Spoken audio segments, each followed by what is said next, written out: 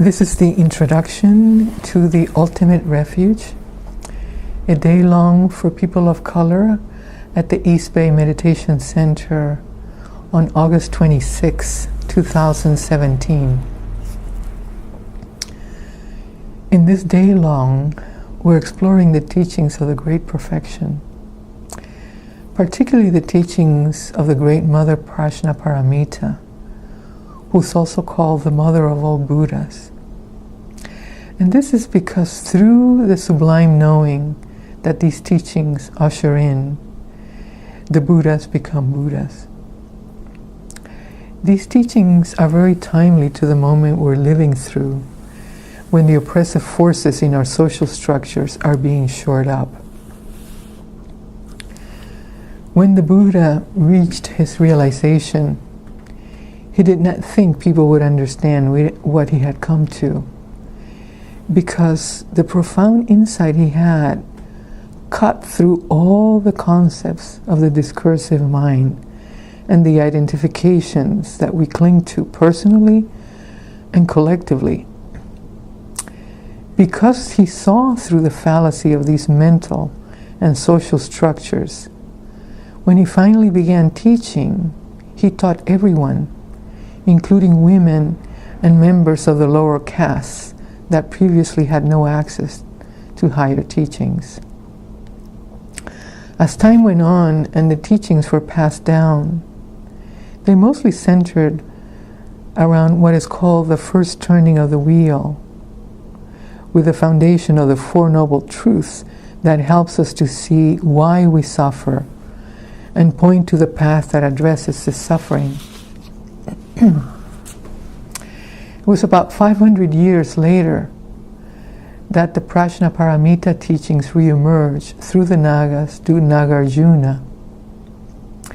And this is considered to be the second turning of the wheel, and is the basis of what's called the greater vehicle, or the Mahayana teachings. As part of the understanding of the depths of these teachings, Nagarjuna called for an extensive system of social welfare to be established by the state. In 2 letters to the king, he delineated ways to protect the most vulnerable people in the population, including the poor, the sick, the homeless, the crippled, and even prisoners whom he thought needed the help to reform instead of just plainly being punished. We can see that the wisdom that emerges through these teachings ushers in a depth of compassion that is quite extraordinary, and also moral and ethical behavior. This also brought through the emergence of the Bodhisattva, a being that is so moved by the depth of insight that he or she dedicates their whole life to the liberation of all beings. At the same time that these teachings re-emerged, there were also very oppressive laws that came under the Code of Manu in India, and these laws reinstated the supremacy of the higher caste and the subjugation of women. When we consider where we are as a nation at this point and the state of our greater world, there's no teaching that seems more timely in helping us to cut through the depth of ignorance that makes for so much suffering. So again, when the Buddha attained his enlightenment, he did not teach for 7 years.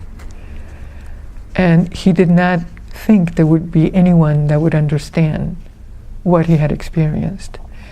And that's to say that what we're entering into, what they call the Great Perfection teachings, are really at the very bottom of what we actually are. And as you will see, as societies develop, there are all kinds of social structures that develop that oppress the freedom of the individual. And so, in some ways, getting in touch with this material and seeing the freedom of what we actually are is extremely threatening to existing social structures. And at the time, the Buddha didn't believe in the caste system. He taught women which were not being allowed into the teachings at the time. And so he went against a lot of the social norms. And after trying the ascetic life, he realized, mortifying the body just wasn't it either. So he kept searching and searching, and eventually developed what he called the middle way. And so these teachings, the Heart Sutra that I'm going to give you, he gave, he was teaching that at the time, but to understand that after the initial teachings, things got buried again for like 500 years. These teachings were not available, and then all of a sudden they reemerged, and I'll tell you what happened when they reemerged. But I think I'm going to read you this first, and then I'll tell you the context of the reemergence. So at the beginning, it's just a description. Indescribable, inconceivable, and inexpressible. The perfection of sublime knowing is unborn and unceasing, the very nature of space. It is the realm of your own self-knowing, timeless awareness. I pay homage to the mother of the Buddhas of the 3 times. So, paying homage to the mother, and we'll talk about why she's called the mother. Now, this is a symbol. In our human mind, the mother is associated with the origin. And so this is talking about not only the origin of what we are, but the origin of everything. And so it's considered the mother because it's through this realization that Buddhas become Buddhas, that freedom is actually, complete freedom is found. So she's called the mother of all Buddhas. And so, thus I have heard, at one time, the transcendent and accomplished conqueror was abiding in Vulture Peak in Rajagriha, accompanied by an enormous sangha of monks and enormous sangha of bodhisattvas. At that time, the transcendent and accomplished conqueror was resting in equipoise in the meditative absorption of examining phenomena known as the state of profound perception. That's where the Buddha was. Also at that time, the great and courageous Bodhisattva, the exalted Avalokiteshvara, was looking intently into the profound way that sublime knowing is perfected, and saw with precision that the 5 mind-body aggregates are empty of self-nature. And at face value, this may seem, a little hard to relate to, but we'll go into it further. This is the original language, and I'm going to read it to you just like that. But whenever there's something that feels a bit of a stretch, we'll delve into it further later. Then, through the power of the Buddha, the worthy Shariputra spoke the following words to the great and courageous Bodhisattva, the exalted Avalokiteshvara. How should any child of spiritual heritage proceed who wishes to engage in the profound way that sublime knowing is perfected? Once he had said these words, the great and courageous Bodhisattva, the exalted Avalokiteshvara, spoke the following words to the worthy Shariputra. O Shariputra, any sons or daughters of spiritual heritage who wish to engage in the profound way that sublime knowing is perfected should see with precision as follows. They should see precisely, correctly, intimately, that their 5 mind-body aggregates are empty of self-nature. Form is empty. Emptiness is form. Emptiness is not other than form, and form is not other than emptiness. In the same way, sensations, perceptions, conditioning factors, and modes of consciousness are empty. O Shariputra, thus all phenomena are emptiness. They are without characteristics, unborn, unceasing, immaculate, and free of flaws. They do not diminish and they do not increase. O Shariputra, therefore, with emptiness there's no form, there's no sensation, there's no perception, there are no mental states, there's no consciousness. There are no senses of sight, hearing, smell, taste, touch, or discursive mind. There are no forms, no sounds, no odors, no taste, no tactile sensation, and no concepts. There are no components from sight on to discursive mind, and on further to the component of consciousness based on discursive mind. There's neither ignorance nor the absence of ignorance, and so forth, including neither aging and death nor the absence of aging and death. Similarly, there's no suffering, no origin of suffering, no cessation of suffering, and no path. There's no timeless awareness, no attainment, and no lack of attainment. O Shariputra, therefore, because there is no attainment for bodhisattvas, they abide instead by relying on the perfection of sublime knowing. Since their minds are unobscured, they are fearless. They are far beyond any misconceptions, and so they reach the consummate state of nirvana. Moreover, all Buddhas abiding throughout the 3 times become Buddhas, awakening perfectly and completely to unsurpassable, true and perfect enlightenment by relying on the perfection of sublime knowing. Therefore, since the mantra of the perfection of sublime knowing, the mantra of supreme intrinsic awareness, the unsurpassable mantra, the mantra that brings equalness to that which is unequal, the mantra that utterly pacifies all suffering, is not false. You should know it to be true. I recite the mantra of the perfection of sublime knowing. I'm just going to do it 3 times. Tadyatha gate gate para gate parasam gate bodhisoha. Gate gate para gate parasam gate bodhisoha. Gate gate para gate parasam gate bodhisoha. O Shariputra, thus a great and courageous bodhisattva should train in the perfection of sublime knowing. Then the transcendent and accomplished conqueror arose from the state of meditative absorption. He expressed his approval to the great and courageous bodhisattva, the exalted Avalokiteshvara, by saying, "Excellent, excellent, O son of spiritual heritage, it is just so, it is just so. In just the manner you have shown, one should engage in the profound perfection of sublime knowing.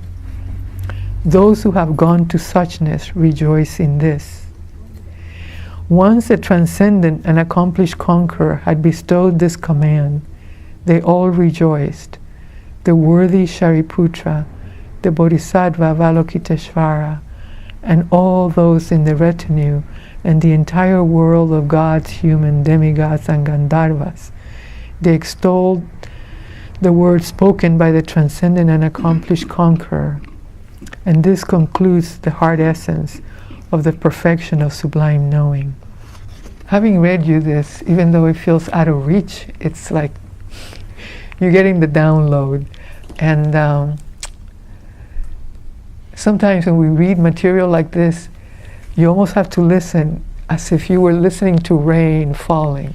You can't really listen with a mind that's pointing and trying to figure it out, because this is like so beyond that mind. So, but this is describing the context when the Buddha was alive, and Shariputra was a student. Avalokiteshvara was the Bodhisattva of compassion.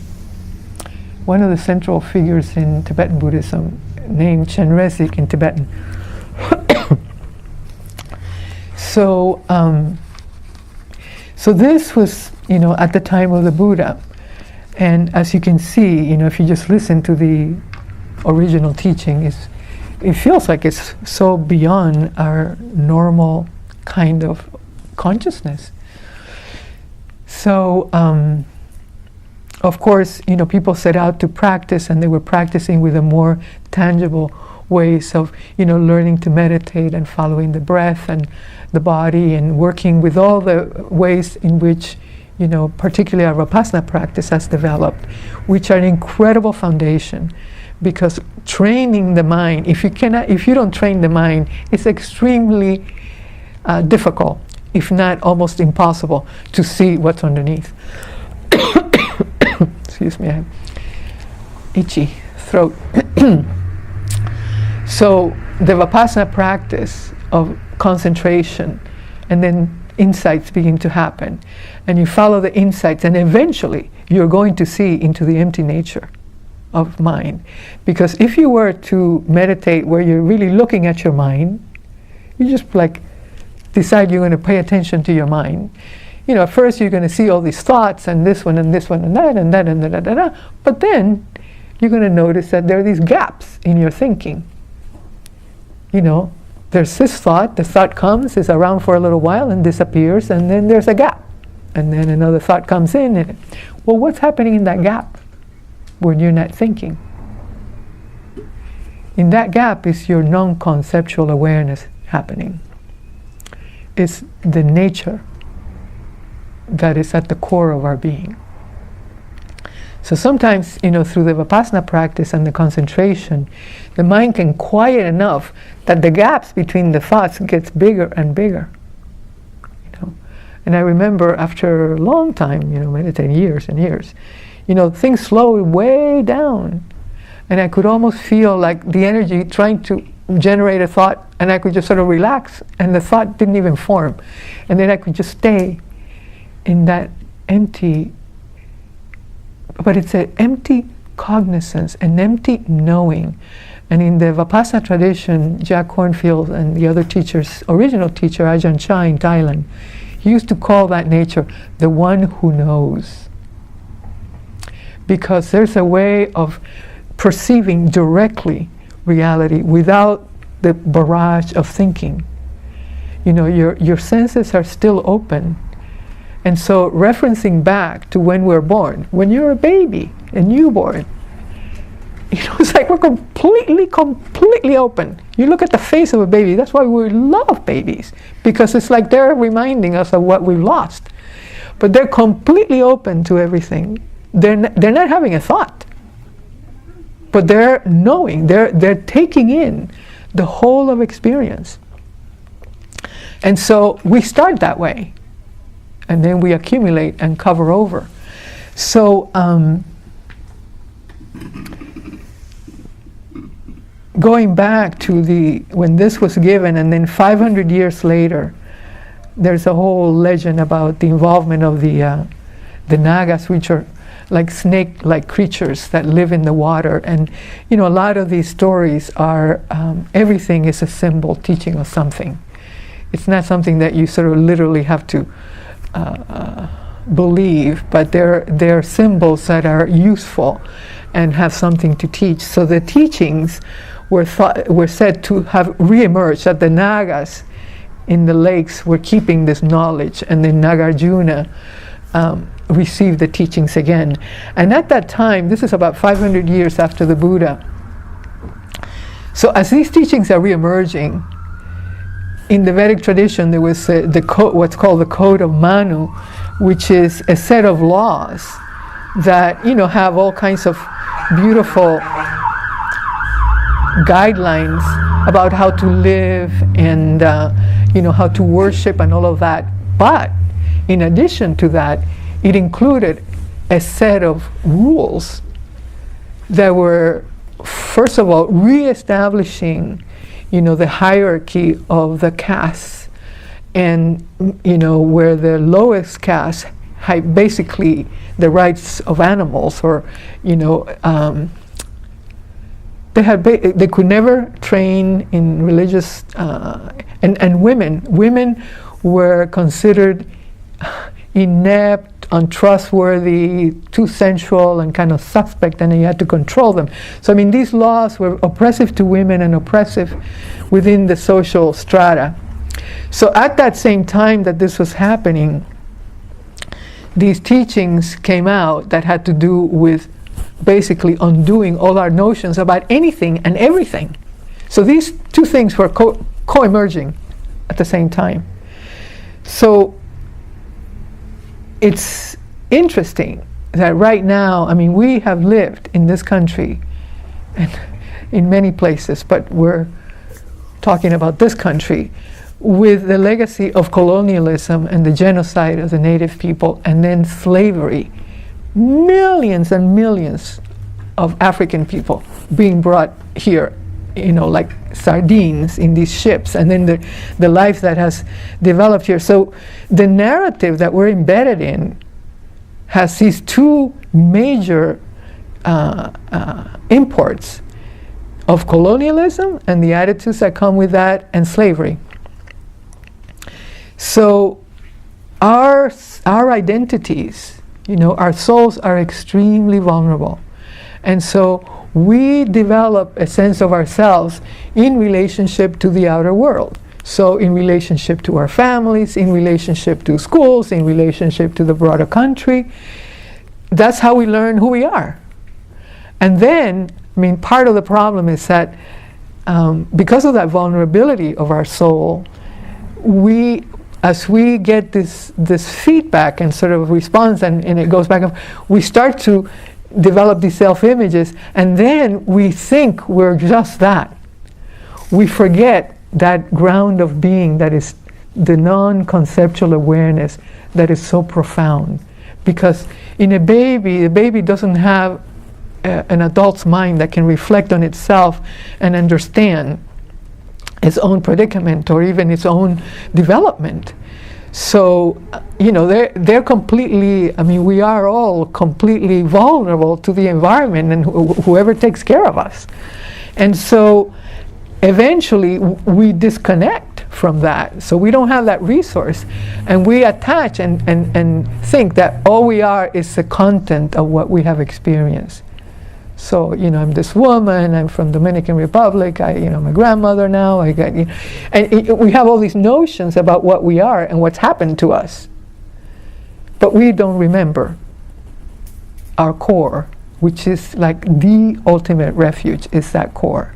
And that's what we're going to try and set the context where we can feel that, because once you feel it, and you'll see that you have felt it at different times, so nobody's saying to you, whoa, that's important, pay attention to that. But once you really connect to that, you recognize it and start recognizing it and cultivating a connection to that, it transforms your life. It's transformed my life. It's the most powerful thing we can do through spiritual practice, is to actually regain that which we have disconnected from.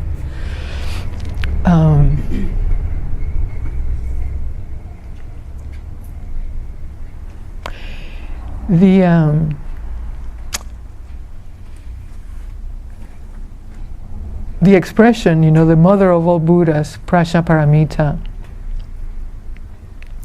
we're living part of the predicament of the human race, and it's not just here. It's throughout the world. There's an oppression of the feminine. In many cultures, women are, they're dominated. They're not seen as an equal partner from the male. Culture after culture after culture, we see this. And I have begun to feel myself through my own work and over the years that the fact that we don't know this non-conceptual awareness, people keep talking about emptiness, but it's really the fact that our origin, our deepest nature is non-conceptual.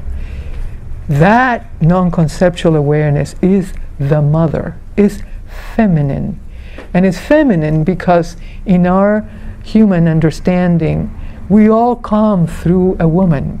We don't get to come to this world unless you have a mother. And so the concept of the mother as the origin is like the major archetype of being a living being, you know. Every living being comes through another being. So this is my personal sense, is that the reason we oppress the feminine throughout the different cultures is because we are completely out of touch with this part of our nature that is so linked to the feminine. So within these teachings that came from the Buddha and the Bodhisattvas, and then there's a whole other line of teachings that's working with the with Prajnaparamita through the feminine line. And there's a refuge that I wanted to read you from the tradition of Machilabdram. Machilabdram was a Tibetan yogi in the 11th century, and she survived by just reading the Heart Sutra over and over and over and over. People would pay her to come and just recite the Heart Sutra. So from her tradition, there are people who actually pray to Prajnaparamita as a female, as the mother directly. And there's this beautiful refuge. Whenever you start a practice, the beginning is you take refuge. So I wanted to read you this refuge directly to the Great Mother. Namo, to the ineffable, indescribable, unfabricated, Great Mother Prajnaparamita, I pay homage.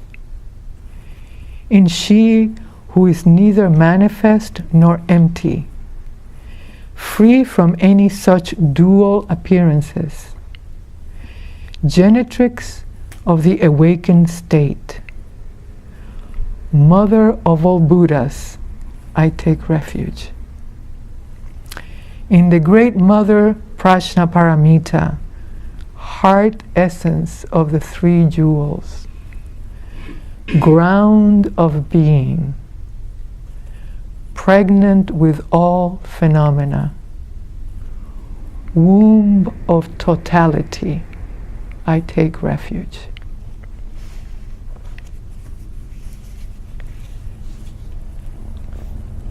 So just feeling the power just of those words.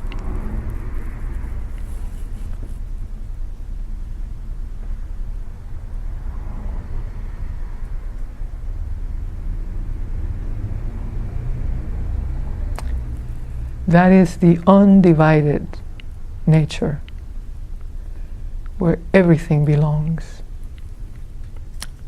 That's where we all belong.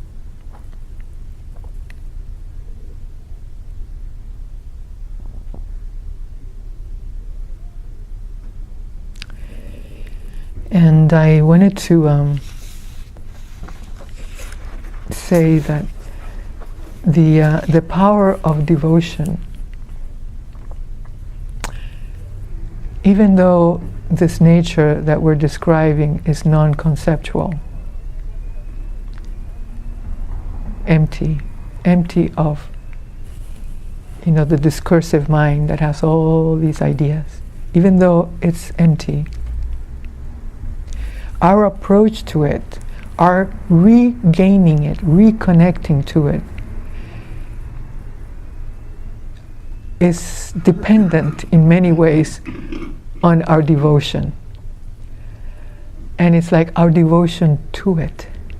And whatever is helpful, whether you pray to a teacher, you pray to her directly, whether you use a mantra, mantras have power. They're not just the words that you're saying.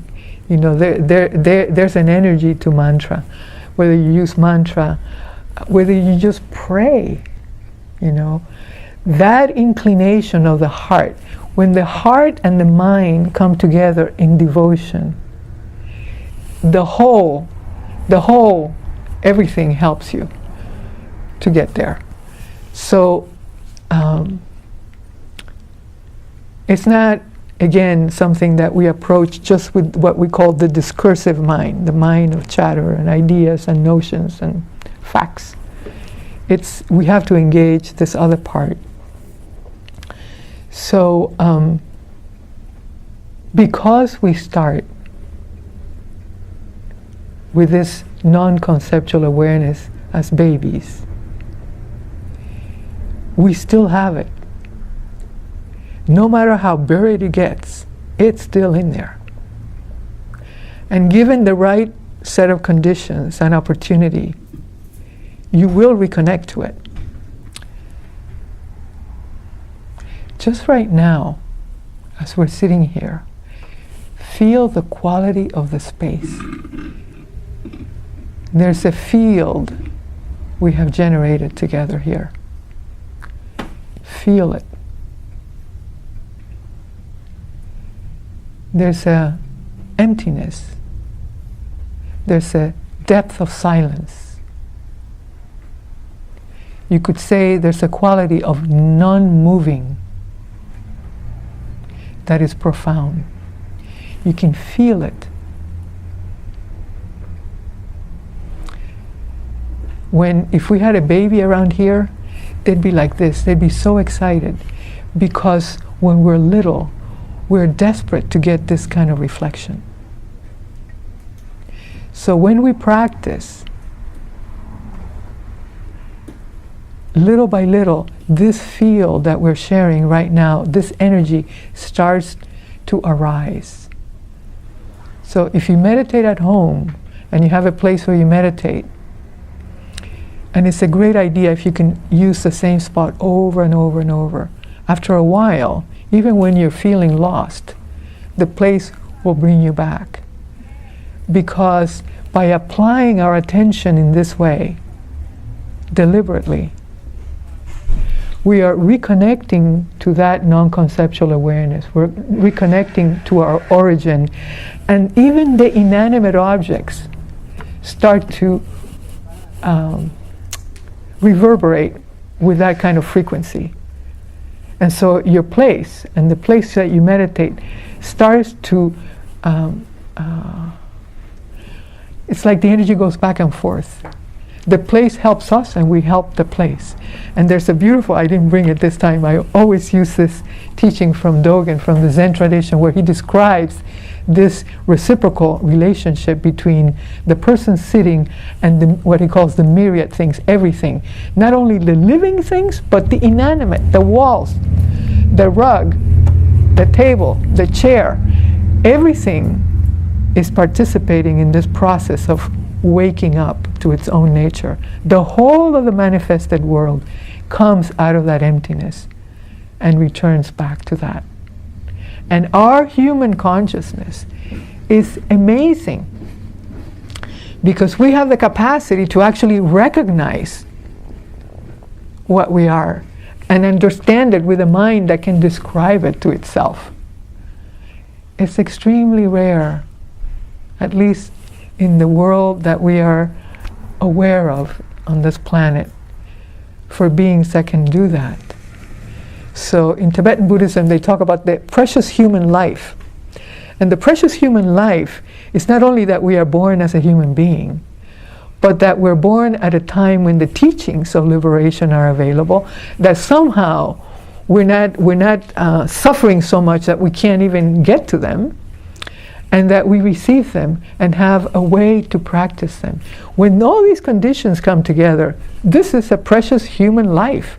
And it doesn't happen very easily. So no matter how much suffering and difficulty or whatever we're going through, the fact that we are here together looking at this is incredibly rare. So not to take this for granted. My teacher, who's the one who's 90 years old now, he was here in the US for a while, and when he left he said to me, practice now while you can. So the idea that we don't know, and so anyone who has the skills to practice, we should practice. Our waking up benefits not only us, benefits anybody we're connected to strongly, and then benefits the whole. So to take it away from just the the exalted. We touch this throughout the day, doing all kinds of ordinary activity. You know, if you have children, sometimes just being with your child when you're completely there and nothing else is in your mind, you're just right there. If you're with your lover, or with your mom, or somebody that you're very close to, you can feel that sort of complete being in the moment. Sometimes it could be doing something totally routine, like washing dishes or the laundry or ironing or something, and you're in that activity. Or sometimes exercising. And that helps, because sometimes when you exercise, you know, the endorphins come on and they do help you. And people talk about being in the zone. I mean, really, the zone is like your nervous system calms down and your mind opens and it's empty. There's nothing going on there. You're just there. Those are moments where we are reconnected to that ground again. But who would say to you, in this culture, in most culture, oh, pay attention to that, that's important. We don't have support in the cultures to connect to this part of ourselves, or let alone cultivate it and realize that is probably one of the most important things we could do. So we'll do a meditation, and this time most of us are used to meditating with our eyes closed. So this time I'm gonna ask you to keep your eyes open, and you can lay down if you need to. If you have any physical trouble, just adjust your posture in a way that you can be really comfortable and alert. So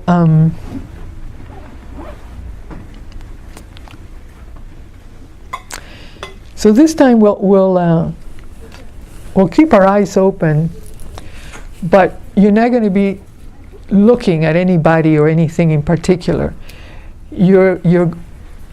Once you're ready and settled, bring your attention behind your eyes.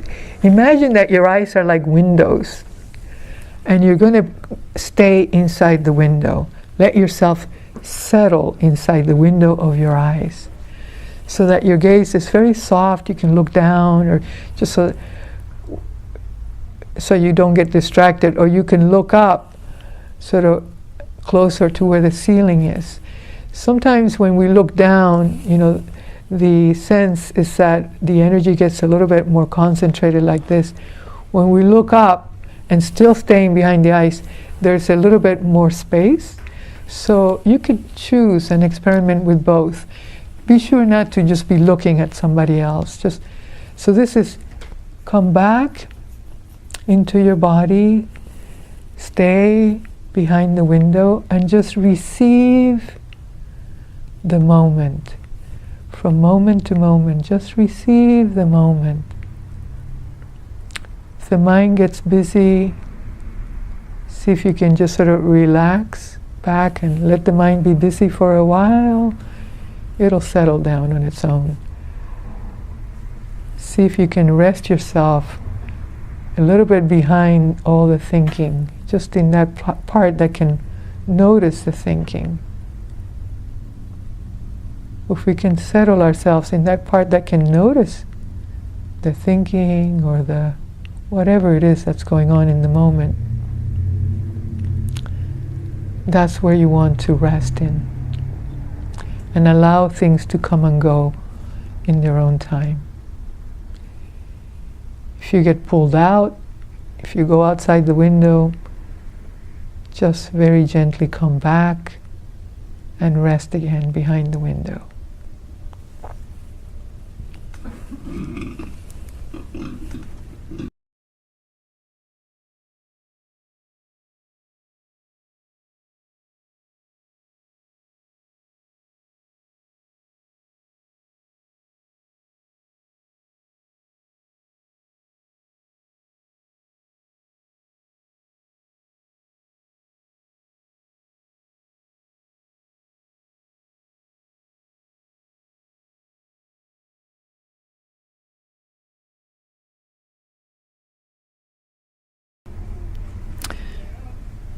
So, in the morning we were going over the formal teachings, which point to the original mind. And so now I just wanted to go over just how it is that it happens, from the time we are born. So as I was mentioning earlier, when we are born, unless there's terrific trauma in the womb or around the time of birth, which happens sometimes, Yes. Which creates Yes. distress. Yeah. So if we don't have a lot of that, as babies, we are basically coming in with the qualities of enlightenment before we actually develop a conceptual framework, before we start generating thoughts. And the qualities of the awakened mind are the first, ineffability. And ineffability refers to non-conceptual. You can't really put it into words. It's a state of being that's beyond the words. The second one is openness. If you see a baby, they're completely open. Before they have a mind that's saying, well, I don't like this, I like this, or I don't want, there's none of that. It's just this mind is open to receive all of life. The third is spontaneous presence.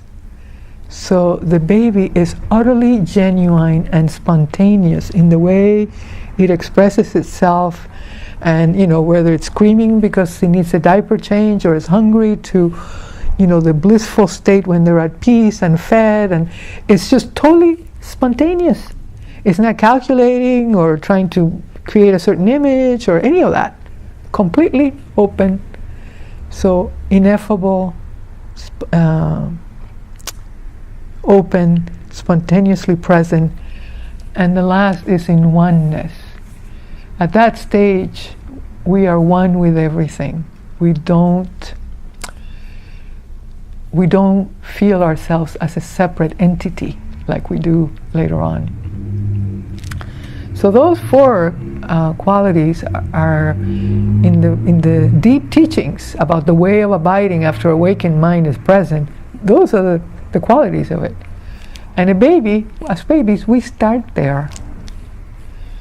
So this kind of flies in the face of original sin, like we come in already doomed. We actually come in with this utter openness.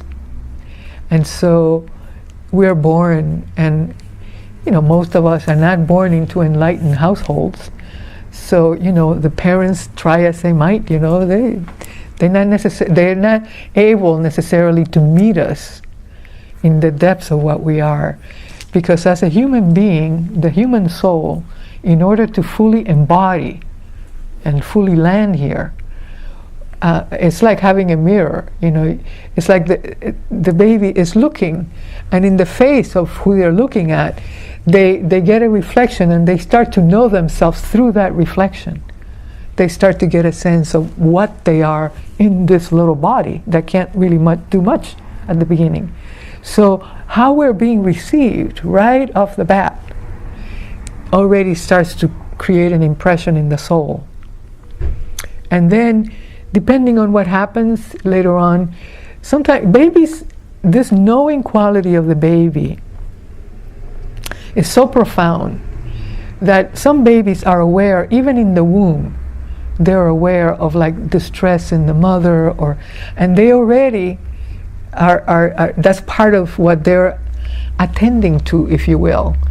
And once we're born, whatever's happening around us, the baby acts out stuff that's going on in the family because it doesn't feel itself separate, particularly with the mother. So at the beginning, we're also as part of the beginning of the accumulation of experience, we're also dealing with the mental and emotional states of those people right around us. And there's a body of work in pre and perinatal work. This man, Ray Castellino, is one of the main teachers of it. And through that work, people actually remember being in the womb and coming out and the early stages just after being born. And we're aware sometimes that our parents cannot meet us where we are, and so we are making an effort to meet them where they're at. So in that effort to meet them, we start to leave that ground of our being. The other thing that takes us out of that ground is that we're very comfortable in the womb. It's a very protected space. The minute you come out, there's light, there's, you can stretch your legs and your arms, and there's really nothing holding you. That's why they swaddle babies, because in the womb, there's this feeling of like being held. And when you come out, it's like there's no holding. So those beginning impressions, and then sometimes the energy of the people around, if it's very jagged, and the baby, we start to get a sense of duality, like, oh, this is something different than me. And that's the beginning of the process of dualistic experience, where then you have the object and subject split. So shortly after birth, we start to go into this process of walking into our flawed human life with all of its predicaments. So as we accumulate experience, we want to, and the mind has a tendency to want to make sense out of the experience. So we have one thing happens, and then another thing happens, and you start to put together, oh, when this happens, and that is the result, and you start to make associations, and little by little it gets more complex, and we have not only associations and observations, but then we have beliefs, and it gets even more complex, and then we start to have a sense of ourselves and how we're being received. Then we have a self-image of like, I'm like this, or I'm like that, or I don't deserve this, or I don't deserve that, or so it gets more and more complex, this mental structure that we build. Now, that mental structure that we're building, which is a functional ego structure, we all have it. Every human being has it, no matter what culture you're born into. It's something that helps function within the larger whole, within the group, and the rules about behavior within groups and so on. The problem is that because we've lost ground, we lost connection to that part of us that is non-conceptual and knows the origin, knows the magnitude, the profundity, the freedom of our origin. Once we lose that, then we identify with the content of this experience, and we think that's us. And if you really investigate this, what we're identified with is a collection of past experience. In this moment, right here, right now, it doesn't have any bearing. I mean, really. Like we're sitting in this room, all of that stuff in our past, all of our stories, in this moment, are really irrelevant and to some degree arbitrary. Because the livingness of this moment, the wakefulness of your mind right now, this wakeful mind in the moment is utterly free and open.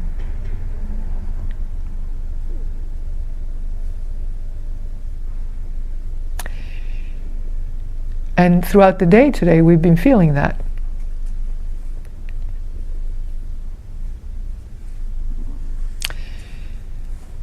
And, as people progress in their spiritual development, their tendency sometimes to get really attached to that, to the empty nature. I've spent one time 2 weeks, like, in this kind of desert. Like, my mind was really quiet, but it was kind of a dead space. It didn't have the aliveness and the love and the, the juiciness of the real thing. I was just in this sort of kind of non-conceptual place. So that's not it either. We can develop a preference for emptiness, for the non-conceptual, and get attached to that. We get attached to everything, but we can get attached to that. The freedom of the human life includes all the flawed ways in which we have to live. So the freedom is to recognize this is the origin. This is truly what we are. But we are also this incredible set of stories and experiences and all of that. The real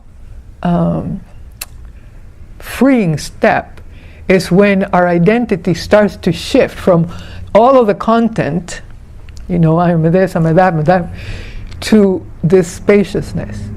And then that spaciousness can, with compassion, hold the story of our lives and have the tenderness in our hearts towards ourselves and towards our own story. But not be completely lost in the story where you don't have any of the capacity of the freedom of the emptiness. But we are both empty and full of stuff. And the freedom is in one of my teachers says, where is your assemblage point? Is it in all the story, or is it in that ground? When our quote-unquote assemblage point relaxes into that ground of being, there's all the room for all that we go through, from the joy to the sorrow to all of it. But it's being held with a perspective and a tenderness and compassion.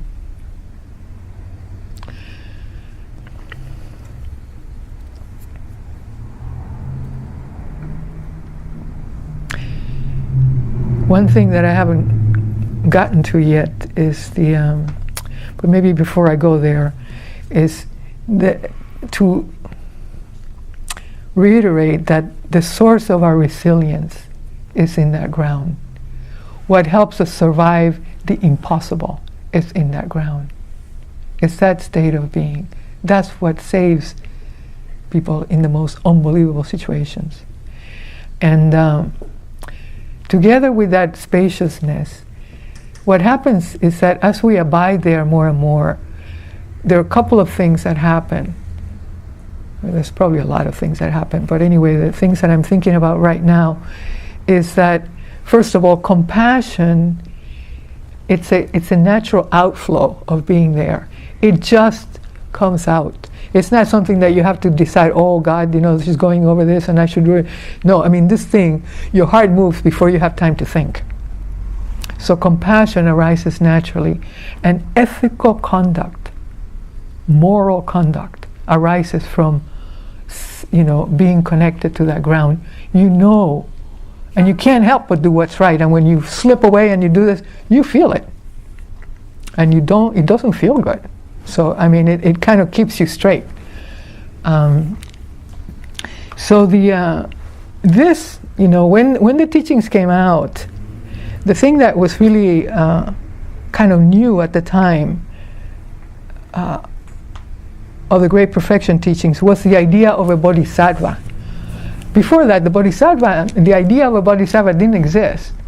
So a bodhisattva, and the bodhisattva desire comes out of abiding in this place. So a bodhisattva is a being that is so thoroughly immersed in the ground of being, in that non-conceptual awareness where we perceive the unity of everything, the depth of insight that arises from there. There's no end to it. But from that experience, the bodhisattva is so moved that it wants to dedicate his or her life to freeing every being possible.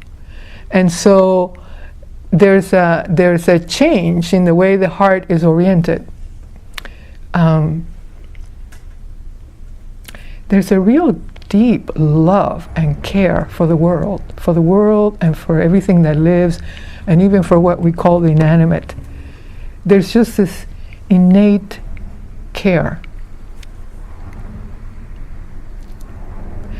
So, the lamas, many of them train in wishing, well-wishing, just like we did the metta practice this morning. The metta is also directed out, to benefactors, to people who are difficult, to everything. Everything. That well-wishing. So many lamas train in doing that and wishing well for the world. And so when they were in prison in China, many people died in Chinese prisons and were tortured. And their biggest fear when they're being tortured was that that their heart, which out of desperation would turn and they would hate. And because when that energy shifts from the well-wishing to the it's like you lose your power. You lose your power, really. And we go into hatred when we're feeling disempowered. So the practice for them was to keep, that well-wishing regardless of what was happening, and to keep it. And that is the ultimate refuge. As we were looking at this daylong, the ultimate refuge of the Great Mother, when we're under extreme circumstances, to stay there and to feel the compassion for everything that's happening, even to yourself. Even if you're physically being, who knows what's happening. In that moment, if we just stay there, there's something, our soul is unassailable. Even if we were to die, it's like your soul cannot be annihilated. So, many lamas went through that and were able to keep it right through being tortured, like unbelievable. So I'm just saying that as an example because our turning on ourselves sometimes is what creates the greatest suffering. So the more we can cultivate and know that this ground that we come from is utterly pure. Original purity is what it's called. We all have original purity, all of us. And sometimes it's hard to remember depending on our psychology. Sometimes for me it's hard, as a kid I had a really hard time in elementary school. I was one of those kids everybody bullied, so it's like thinking that I have original purity after all that was kind of a stretch, but not so hard now.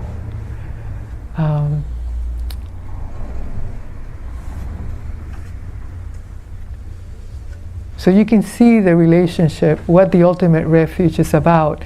That is the experience of emptiness, the open nature of our minds, and the fact that brings in compassion, perspective, a profundity of knowing. All knowledge, all insight arises from within.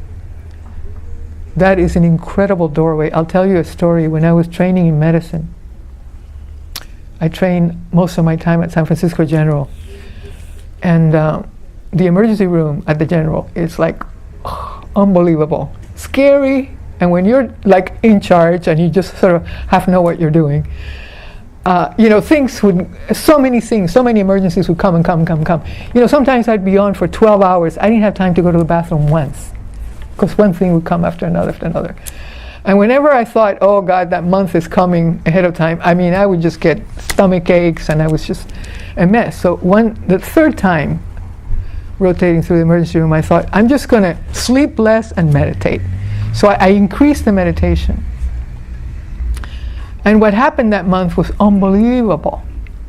I would get a call from the ambulance, we're bringing in blah, blah, blah, blah, blah, they tell me the details about who they're bringing in. And in my mind, even things I had never seen before, but I'd read about, while studying, would come to mind. And sure enough, when they get in, that's what it was. All kinds of things happen like that. And I had time to sit around and joke with the nurses and, whereas before I was like this, running from one emergency to the other. And this time I could go to the bathroom, I could talk to the people, the inside. So I'm just saying, our meditation practice, really, when it's like you're removing the static, you're removing enough static that your own intrinsic capacity can come. everything you've studied, everything you've been exposed to, when the conditions are right and if it's appropriate, it comes to your mind. Because the mind is not rattled and fragmented. So training our mind is the most kind, important thing you could do, for yourself, is to train the mind so that you can see, so that the ego becomes more and more transparent to what it is that we actually are. That's what gives us real, genuine agency. And it connects us back to our purity. Because you can see your own psychology, you can see the places where we're wounded. We are all wounded in one way or another, and to varying degrees.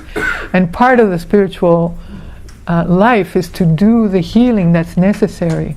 Because some of our wounds just get in the way. They take so much of our attention that we can't really turn towards that deeper part of ourselves. And depending on what our situation is, if there's a lot of trauma, we now understand trauma has to be worked in very specific ways. And so understanding that and doing that helps open up the depths of what we are.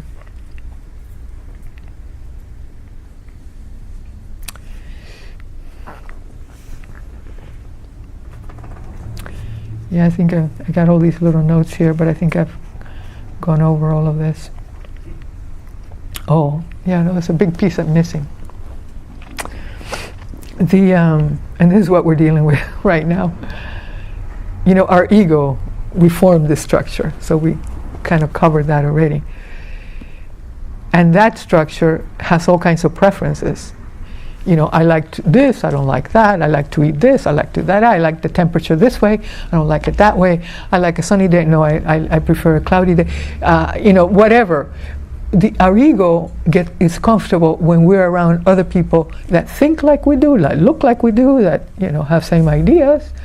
And so whenever we run into people or things or situations that are really different from our own, the stuff we're used to, it's like we get uncomfortable. And if it's too close, then we want to reject it and make it wrong, and pretty soon we just want to write the person off. And we do that in milliseconds. So very strong preferences in our ego structure. And if we don't have any access to anything deeper than that, we are just we're in this roller coaster, like we have somebody now in charge doing that in this country. It's like, it's traumatizing knowing just that, But the thing is that throughout history, the preferences of our ego structure become social structures. So social structures that run how we run this whole country, this whole society, the culture. These are social structures that certain people that had access to power get to design social structures. And if you don't have access to power, you don't get involved. Your preferences are not part of that structure. So the social structures that we are embedded in reflect the preferences of those who have access to power. And then those preferences are imposed in people who don't have the same access to power. So inherent in the way we are organized, the way we are, is oppression. And this oppression is, we're experiencing now to the max, where the system itself tries to sustain those structures as is. It resists any change. And so in this work, we as people of color, it's an incredible opportunity because we are a whole range. When the POC label is a simple label, we are so diverse. And even, I used to do some diversity work with people from all over the place. And, we have our own internal prejudices and so on. But the power of connecting to our ground cuts through all of it. And it's the most, it's the biggest offering we can make to the state of affairs that we're dealing with. This is the shovel that, breaks it all up. Because we can see, and it's not about people necessarily, it's about the social structures. We are embedded in social structures that are oppressive, that are not only oppressive, that they're structures of domination. So one of the things that is helpful to understand where we stand in that whole world, is to see where we are in the culture. As a very light-skinned Latina, I get away and to go in and out of situations that people that are darker than me don't. And at the same time, the kind of discrimination I experience is much more subtle and, covert. But it's important for us to know where we are in the social structures and what the particular wounds it is that we have, and what are the particular strengths, and what we bring to the conversation, what we bring to the healing, what can we offer from the place that we are living from. Really, really useful to know that we're not just defined by our own situation, but understand how we are relating to the whole thing, and see where we can act to shift the consciousness, and how we can act to help each other and to support each other. This is really a time where we need each other, we need community. More than, I've been in the US for 47 years, and this has been going on in many ways. What we're getting to see because of the media, the internet and cell phones and all of that we didn't have before. It's not like things weren't going on before. They were. The same oppression was going on. It's just now we're seeing it. But what has been unleashed recently is new. People who felt constrained by a certain social norm now feel like empowered to express all of their hatred and their prejudice in a way that hasn't been probably since the Civil War days. So we've entered a different stage, and as meditation students or Buddhist practitioners or whatever, this connecting to what we actually are is so important. It's not only what it does for you, it's what it does for the people connected to you. And even though it's hard to perceive, the changes we make in ourselves affect the whole, because we are inseparable from the whole.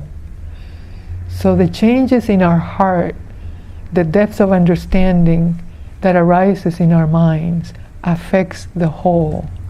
And there are studies, that say, is it the 100th monkey or something? It's like it only takes a certain number for things to shift.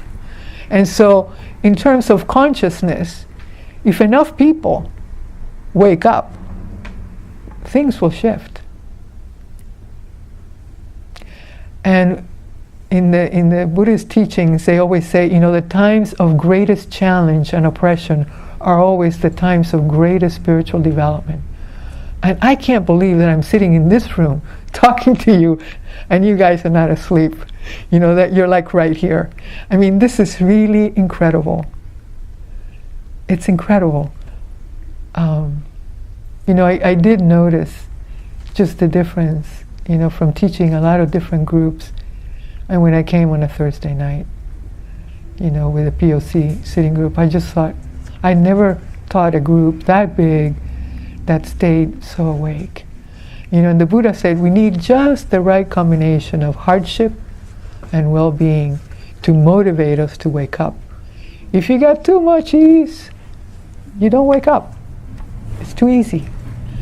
So I'm just noticing the quality in the room and appreciating it and reflecting it back.